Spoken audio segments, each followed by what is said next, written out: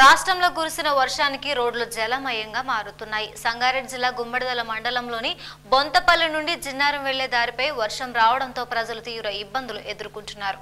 వర్షాలు పడ్డాయంటే చాలు రోడ్ల పరిస్థితి బయటపడుతుంది. ఇరుకు రోడ్లు, గుంతల రోడ్లతో వర్షం పడితే చాలు రోడ్లన్నీ జలమయంగా మారడంతో ప్రజలు తీవ్ర ఇబ్బందులు ఎదుర్కొంటున్నారు. ప్రభుత్వం రోడ్ల మరమ్మతు కోసం నిధులను కేటాయించినా అది అధికారుల దాహాన్ని తీర్చడానికి మాత్రమే పనికొస్తున్నాయి. తాజాగా సంగారెడ్డి జిల్లా గుమ్మడిదల మండలంలోని బొంతపల్లి కమాన్ నుండి జిన్నారం వెళ్లే రహదారి వైపు భారీ వర్షం రావడం వలన రోడ్లపైన వెళ్లే రహదారి వాహనాలు ఎక్కడికక్కడే నిలిచిపోవడంతో ప్రజలు తీవ్ర ఇబ్బందులు ఎదుర్కొంటున్నారని ఆవేదన వ్యక్తం చేస్తున్నారు. బొంతపల్లి కమాన్ నుండి జిన్నారం వరకు రోడ్లను వేయమని ప్రభుత్వం మంజూరు చేసిన 32 కోట్ల నిధులు సంవత్సరాలు గడుస్తున్నా కానీ ఇంకా రోడ్లు ఎందుకు పూర్తి కావడం లేదంటూ ప్రజలు ప్రశ్నిస్తున్నారు. కనీసం ఇప్పటికైనా సరే తమ గోడును ప్రభుత్వం వినాలని, అధికారులు స్పందించి త్వరితగతిన రోడ్లను పరిష్కారం చేయాలంటూ ప్రజలు కోరుతున్నారు.